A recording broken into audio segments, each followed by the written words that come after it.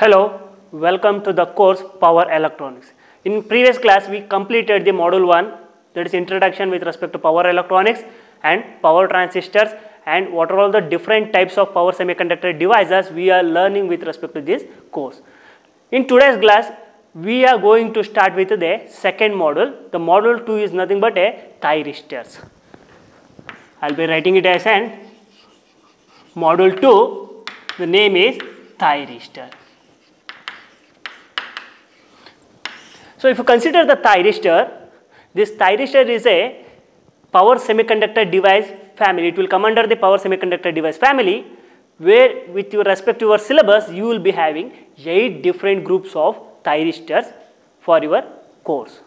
The first one will be the SCR, that will be the silicon control rectifier. The second one will be the GTO, that is gate turn off thyristors, and the third one will be the RCT, reverse conducting thyristors, and the fourth one will be the GATT, that is gate assisted turn off thyristors, and the fifth one will be the LASCR, that is light activated silicon control rectifier, and the seventh one will be the MOS, that is metal oxide semiconductor control thyristor, that is MCT. We call it as an MCT, and the eighth one will be the triac.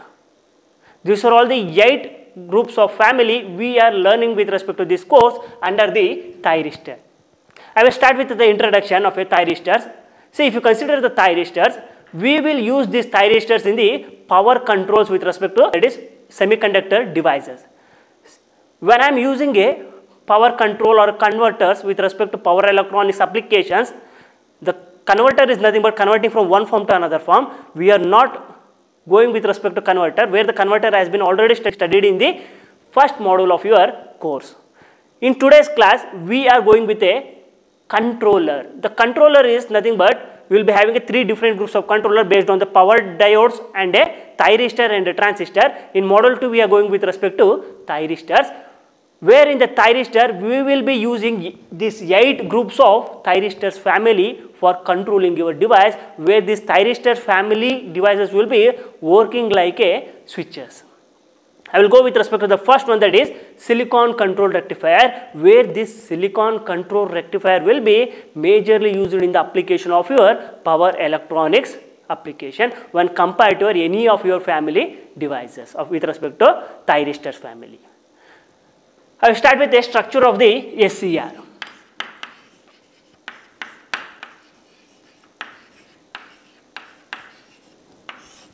I will go with the structure of SCR. We have given the brief introduction with respect to SCR, what is SCR and how it has been structured with respect to layer and what are all the junctions with respect to SCR. If you consider the SCR, you will be having 4 different layers with respect to SCR. The first will be the P layer, N layer, P layer and N layer. With respect to, if you are coming under the junction, it will be having 3 different groups of a junction, that is J1, J2 and J3. J1 will come under the PN junction and J2 will come under the NP junction, and again the J3 will be come under the PN junction here. These are all the 3 different groups of a junction with respect to SCR, and it will be having 4 different types of layers. I will go with respect to a structure of SCR, how it has been built here. I will start with a cathode layer here. So if you are starting with the cathode layer, I will connect the cathode with respect to N layer. See, this will be the cathode. I will consider it as an N plus. This will be the cathode and it will be highly doped. The highly doped means the doping level will be 10 to the power of 19 per centimeter cube with respect to N plus layer, where it has been connected to the cathode. And again, after this N plus, I will be connecting with respect to P layer, where this P layer will be connected to the gate terminal. Here I will be mentioning it as an gate terminal, where this P layer will be having a doping level of moderate, that will be 10 to the power of 17 per centimeter cube. And after this, I will go with respect to N minus layer, where it will be, here I am mentioning the N minus layer because it will be having a very light doped with respect to this part. So that will be 10 to the power of 14 per centimeter cube, and your SCR will be having 4 layers. One layer has been N plus, and another will be the P plus, and another will be the N minus, and you will be having a P layer here, where this P layer will be bifurcated into two parts. The first one will be the P layer, and the last one will be the P plus layer. The P layer will be having a doping level of, that is moderately doped 10 to the power of 17 per centimeter cube, and this P plus layer will be having a highly doped, that is 10 to the power of 19 per centimeter cube, where this P plus layer will be connected to the anode terminal. I will be mentioning it as an anode terminal. See, if you consider the SCR, you will be having 3 terminals. The first one will be the anode, cathode, and a gate terminal, where your anode terminal will be connected to P layer, and your cathode layer will be connected to N plus layer, and your gate terminal will be connected to P layer here. And if you want to write the junctions, I will be mentioning it as an junction, where it will be start, the current has to be flow from anode to cathode. So I will be writing this as an junction 1. I am not specifying this as a junction because this P and P plus layer are similar, that is same one. We are bifurcating for the flow of electrons from one region to another region. And again, this way, so I will be mentioning N minus and P will be the junction 1, and this P plus and N minus will be the junction 2, and this N plus and P will be the junction 3. So this will represent the junctions with respect to structure of a SCR. And if you come to the width is nothing but a thickness of this layer. The first one, that is N plus layer, will be having a thickness of 30 to 50 micrometer with respect to N plus.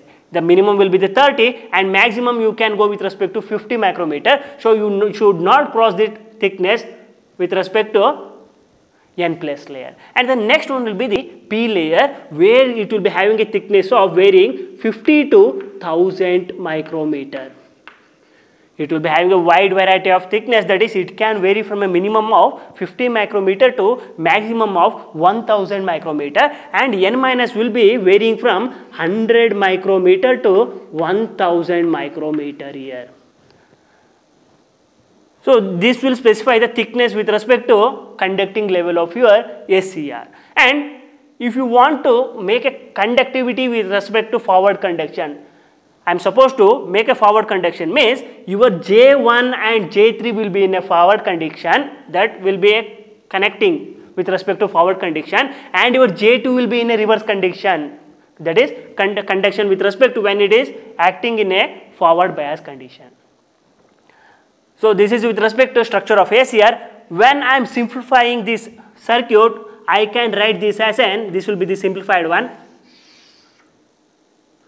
where I will be mentioning it as an N, P, N and P here, where this will be the representing the cathode, and this will be the representing the anode, and the P layer will be the gate. This will be the structure of SCR, and this will be the structure of SCR, but it is a simplified diagram with respect to this condition. Next one, I will go with respect to syllabus, that is static characteristics of your SCR. Static characteristics of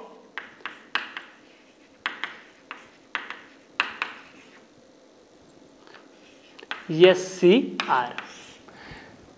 See, what is the static characteristics of SCR?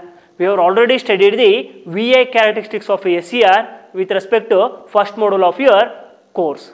This static characteristics is nothing but a variation with respect to ratings, that is you will be having two ratings, that is a voltage rating and a current rating. This static characteristics nothing but a voltage and a current characteristics of your SCR.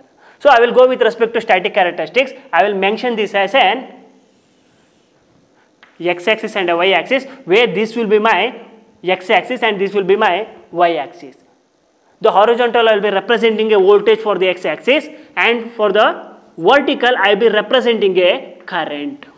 So when I am applying a voltage to the gate terminal here for this circuit, where you will be having a voltage that you are applying across the gate terminal, the current should flow from anode to cathode. So I should mention this as an anode to cathode current, and the voltage we are applying across the anode to cathode.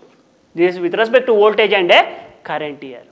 And I will represent this as an origin point where your current will be 0 and voltage will be 0 here. And when I am applying a gate drive, what happens here? I will be applying little amount of voltage across the anode to cathode. When I am applying a little amount of voltage across the cathode to anode, it will start to increase I will increasing the voltage, where it will be increasing the voltage values here, but there will be a minimum values of current will be increasing, but it is not sufficient to turn on your thyristors. When it crosses the, I will represent it as an VBO. That is, it will be the V suffix BO. It will be representing the forward breakover voltage. I will be representing it as an forward breakover voltage. When it crosses this particular value, it will be, the voltage will be minimized and suddenly there will be increase in the current. At this stage, what happens here? The thyristors will move to the conduction mode, and when you come to the reverse directions, similarly I am applying the voltage across this reverse direction where the voltage will be negative, where it can withstand some amount of voltage in a reverse direction, but there will be a very small amount of current will be flowing across the reverse direction. It will be also having a voltage. I will be representing this voltage as an reverse breakover voltage. This will be the V suffix BR, that is reverse breakover voltage. When it crosses this particular value, your current will be increases and it will lead to the damage of your thyristors. Once again, I will be representing the conduction mode of your SCR here. See, when you want to find out that is conduction mode of your thyristor, I will be representing this particular as an forward blocking mode. This will be your forward blocking mode, and this will be in your forward blocking mode, your thyristors will be in a off state. In a forward blocking mode, thyristors will be in off state, and in a forward conduction mode,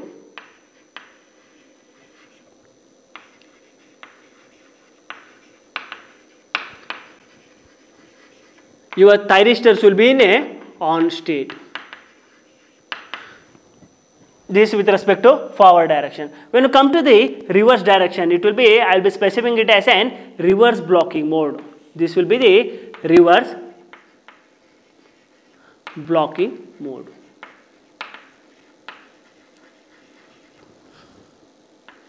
In the reverse blocking mode, we are not specifying this as an off state or on state because your SCR will never conduct in a reverse direction. So, I will not represent whether it is a on state or a off state. So, let's start with the first one, that is reverse blocking mode. How it will be working. If you consider the reverse blocking mode here,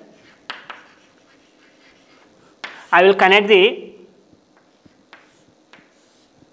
structure, that is SCR here, that is P, N, P and N, where you will be having a 4 layers with respect to SCR, where the gate terminal will be connected across the P layer, and your voltage will be flowing across this will be the anode and this will be the cathode. If you consider this case in a reverse blocking mode, that is, in a reverse blocking mode, the voltage will be negative. If the voltage will be negative means the anode should be made negative. I will be representing this as an anode, where the cathode will be an positive. See here, the anode will be connected to the negative supply, where the cathode will be connected to the positive supply. So, in this case what happens, the voltage will be minus with across the VAK. That is, when you are reading the voltage across the anode to cathode, the voltage will be representing a negative direction, that is negative sign here. So in this case, if you consider that is junction, I will be represent J1, J2 and it will be a J3. So if you consider the junction in a reverse blocking mode, your J1 and J3 will be in a reverse directions.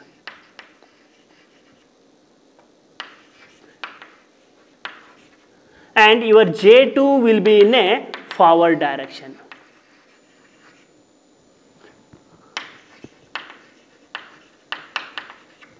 See here, the J1 and J3 will be in a reverse direction. When your layer will be in a reverse direction, it will never conduct with respect to current, with respect to your reverse blocking mode. But there will be a small amount of current will be flowing across this reverse direction. That will be come under the J2. Due to this J2 will be here, the J2 will be a forward direction. Due to this J2, there will be some carriers will be generated, but it will not sufficient to turn on your thyristor as the reverse direction. That will be called as, and this will be the reverse leakage current.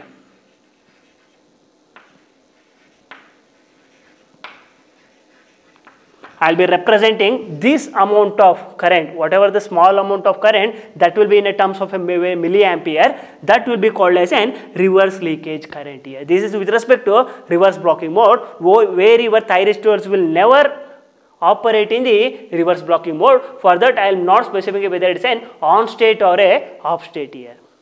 And next one will be the when you come to the forward direction, it will start from a 0, where I should take this. Second one is forward blocking mode. This will be the second one. If you consider the flow that is forward blocking mode, I will take the similar structure here, where this will be having a 4 layers, P layer, N layer, P layer and N layer, where the P layer will be connected to anode and the N layer will be connected to cathode, and this P will be connected to gate terminal, where with respect to forward blocking mode, I have to make this anode to be positive and cathode should be negative. So I will be representing that is plus VAK. Here this will be the J1 and this will be the J2 and this will be the J3. And in this case what happens, the J1 and J3 will be an forward bias,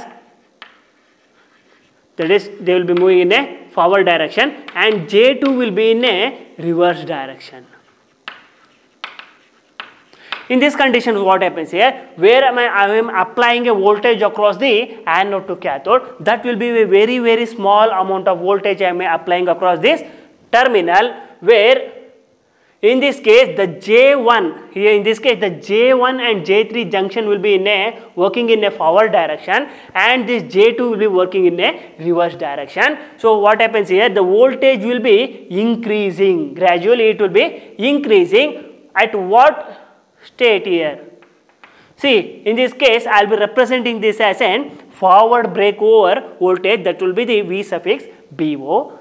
If you consider this case here, why I am specifying it as an forward breakover voltage means, in a forward direction your thyristor should not get damaged. Your thyristor has to withstand some amount of voltage in the forward direction. For that purpose I am applying the breakover voltage with respect to forward direction. When it crosses this particular breakover voltage, what happens here, it suddenly there will be increase with respect to your thyristors in terms of a current. So it will push your thyristors to off state to on state. In a forward blocking mode, there will be, due to the J1 and J3 will be working in a forward direction, there will be a small amount of current will be flowing, that will be called as an forward, this will be the forward leakage current.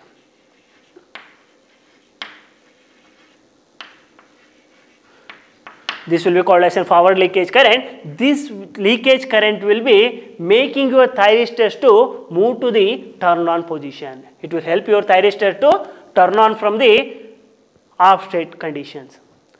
So this is with respect to forward blocking mode here. And you can make your thyristors to turn on before reaching this breakover voltage here. How you need to make it means you can apply a various values of a gate voltage. You can apply a various values of a gate voltage. If you are applying this, I will be representing it as an Ig1 and it will be the Ig3 and Ig2 and Ig3. So this will be the various steps of gate current I am applying across your gate drive. That will be the external thing I am applying across the gate drive here. Based on this, you can turn on your thyristors before reaching the forward breakover voltage here. That will be the another condition. And the third will be with respect to conduction mode. The third one will be the forward conduction mode. Forward conduction mode. If you consider the forward conduction mode, after reaching the forward blocking mode, when it reaches the breakover region of the forward directions, your thyristors will get turned on. This will be called as an forward conduction mode. So you can make your thyristors to conduct in a forward directions by using a 4 different types. That is, the first one will be the VAK should be greater than VBO. If you consider this case, that is, voltage across the anode to cathode should be greater than this forward breakover voltage. If you satisfy this condition, your thyristors will be in a on condition. That will be called as an forward conduction mode here. And the second one will be the when gate drive is applied externally. When gate drive is applied. In this case, what happens? I will be applying some input across the gate drive. Based on that, you can trigger your thyristors to conduct. See, in a similar fashion, I said that is before reaching this breakover voltage, you can make your thyristors to move for the conduction mode by applying a gate drive here. That will be called as that will be the different value I will be applying. When I am giving a Ig1, it will start conducting at this position. I am applying when the Ig2, it will start at this position. And when I am applying Ig3, it will start conductivity at this position. So this is the second point. And the third point is when dV by dt exceeds the permissible value.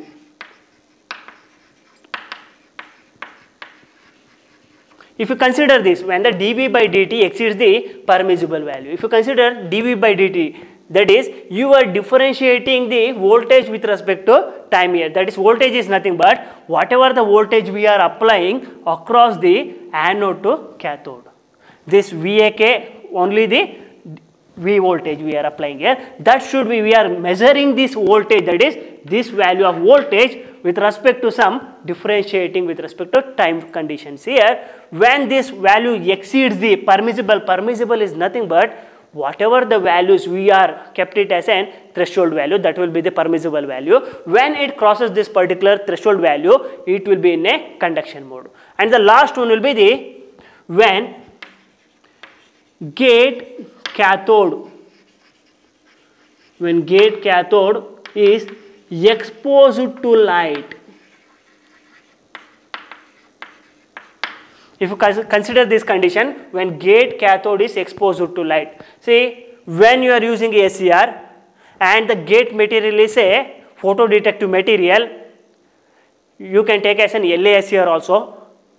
When you are using a gate terminal as a photodetective material, what happens? When it is exposed to light, the gate terminal and the cathode terminal are exposed to light, means there will be some input will be applied across the gate where the input drive is the light source.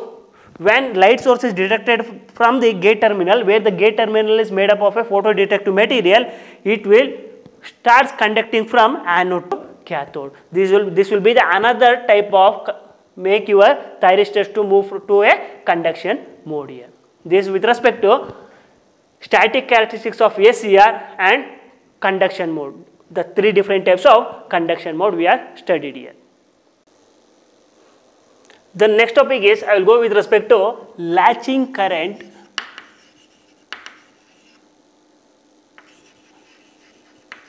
and holding current.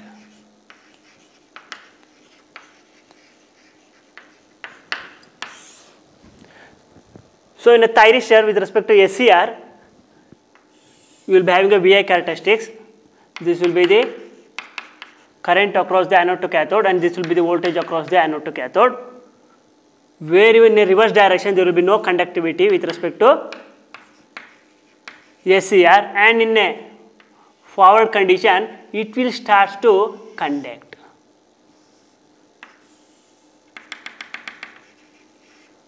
So I will mention this as an when your thyristor is going to turn on, that will be called as an, that is goes to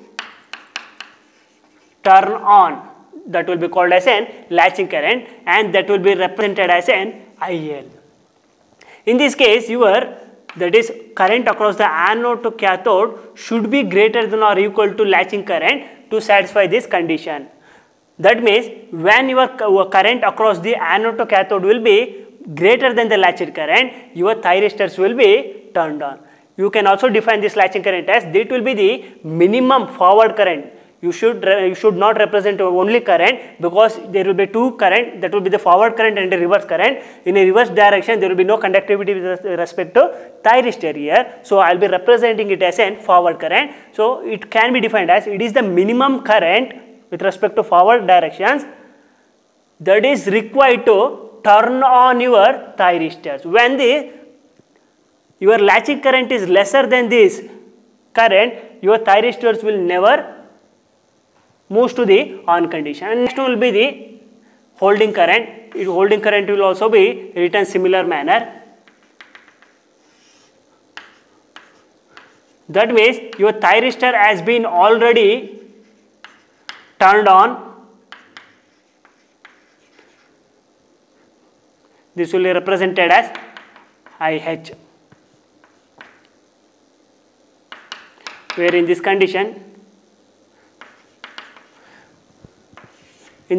what happens here, your thyristors is already in a conduction mode, so you need to hold the minimum current to make it in a conductivity state. For that reason, for that purpose, I am going to use a holding current. When the holding current is minimum with respect to the anode to cathode current, your thyristors will be turned off. That means your current will be decreasing with respect to minimum value. Based on that, once it reaches the breakover voltage, it will be in a off condition. This is with respect to latching current and a holding current.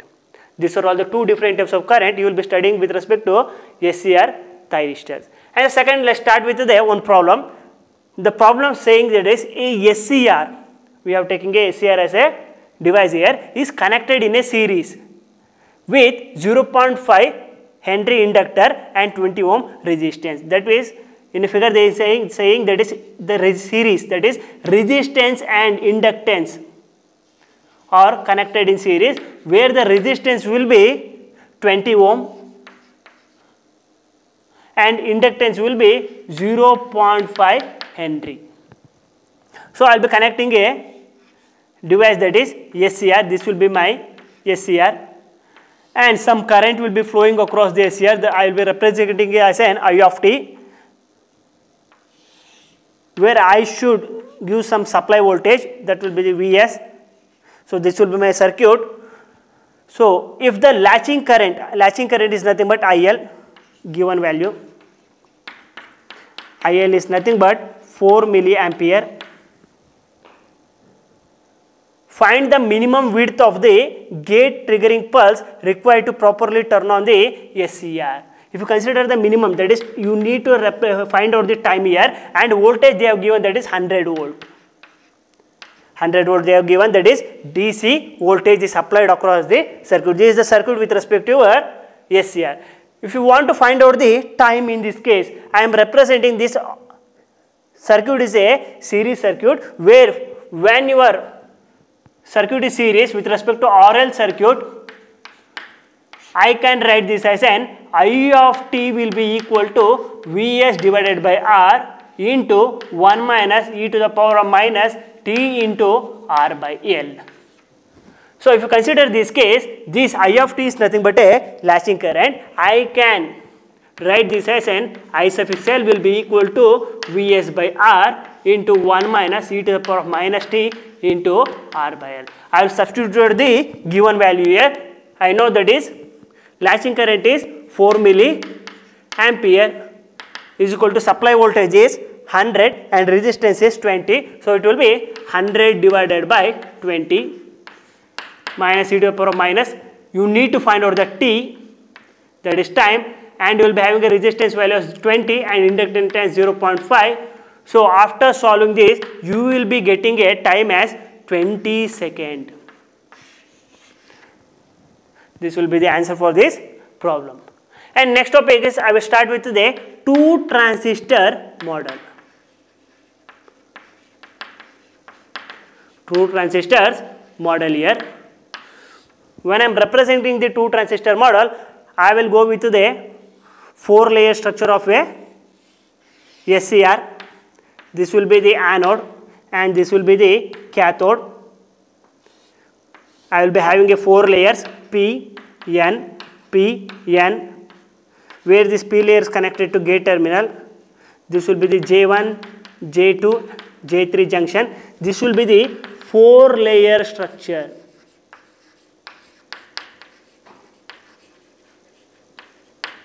So from this, I will be splitting this with respect to 2 transistors, where your transistors will be having a PNP and a NPN. I will be splitting this 4 layer into 2 transistor model. So when I am splitting this, what happens here? You will be having a anode, but this particular 3 layers, that will be the P, N and P. This will be the 1 transistor. And I will be having another transistor, that is NPN. This will be the N. So I will be representing it as another transistors. 1, 2. This will be the N, P and N. Where this N and N are connected, this N layer and N layer are connected, this P layer and P layer connected. Based on this, I can write this P layer, N layer, P layer and N layer. This will be the 4 layer structure, where I will be connecting N across the cathode and this P layer will be connected to the gate terminal here. This with respect to splitting transistor. And now I am writing the 2 transistors model. When I am writing the 2 transistors model, see here, I will be having an anode. This will be the NPN. So I will take this as an transistor 1. This will be my transistor 1.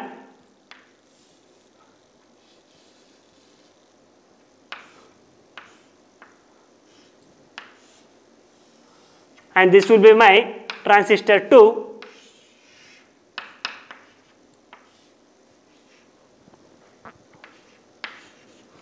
Transistors 1, the current will be flowing, that will be the total current. I will be representing as an ID, and in this case I will be having a base current, that is IB1, where it will be equal to IC2, that is collector current of 2, and here I will be having a collector current of 1, and it will be equal to base current of 2 of transistors. And whatever the current I will be gathering, that will be the total current, where it will be connected across the cathode terminal. This is the 2 transistors model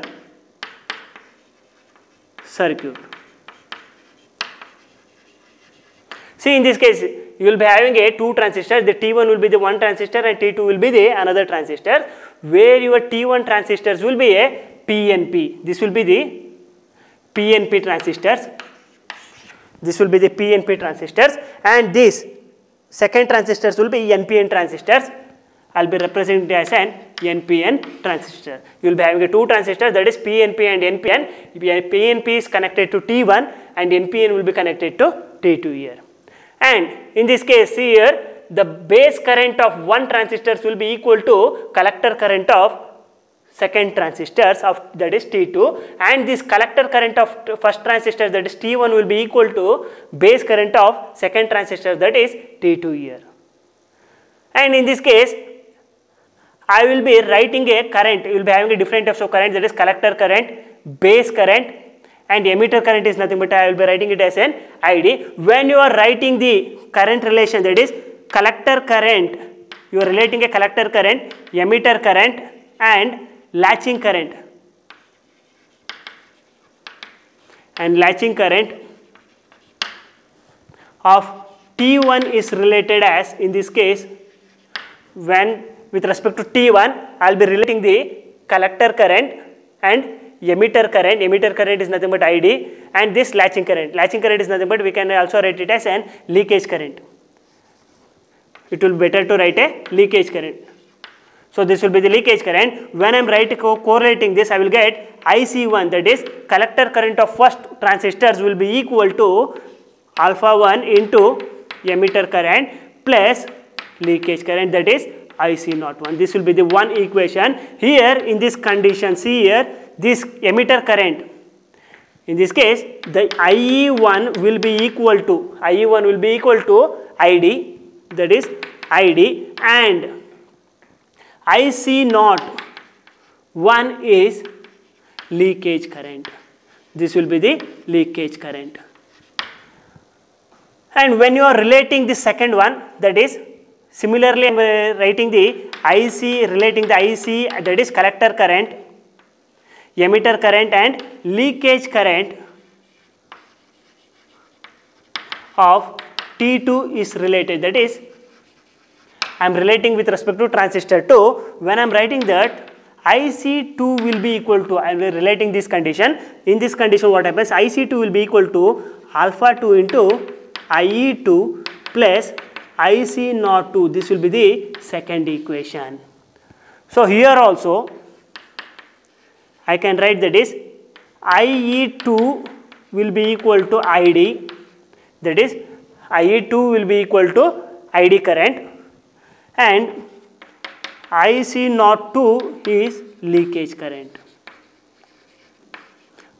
So this is with respect to equation 1 and equation 2 from the transistor 1 and transistor 2 here. From equation 1 and 2, from 1 and 2, I can write, that is IC1 will be equal to alpha 1 into ID plus IC0 1, and this IC2 will be equal to alpha 2 into ID plus IC02. I will represent this as an equation 3. See here, from equation 1, I will be retaining the same thing, that is IC1 will be IC1 and alpha 1 will be alpha 1, but in the emitter current, I will be replacing the emitter current from ID, because here IE1 will be equal to ID, and I will be retaining the IC01, that will be the leakage current. In the second transistor also, the IC2 will be retained and alpha 2 will be retained. This emitter current will be replaced with the ID, and this leakage current will be retained here. So we know that is ID will be equal to IC1 plus IC2, because the total current is nothing but IC1 plus IC2 here. This will be the total current. From this I can write, that is IC1 plus IC2 will be equal to, that is I will be substituting the values of this here. When I am substituting these values, I will get alpha 1 into ID1, alpha 1 into ID plus IC01 plus alpha 2 into ID plus IC02. So I will take ID as a common here, that is ID will be equal to, that is ID into alpha 1 plus alpha 2 plus IC01 plus IC02. This is the equation. This will be the ID. When I am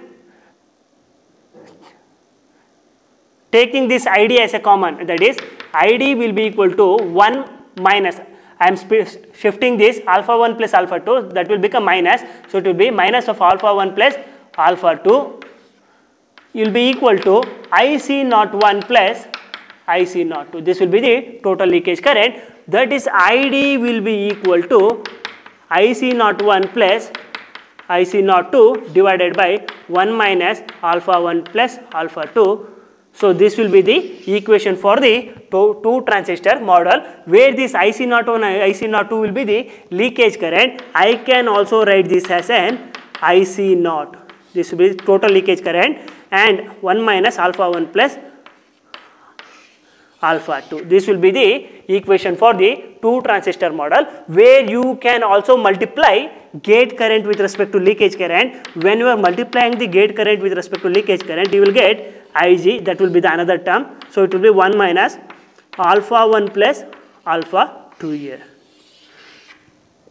So this completes the two transistor model of your thyristors.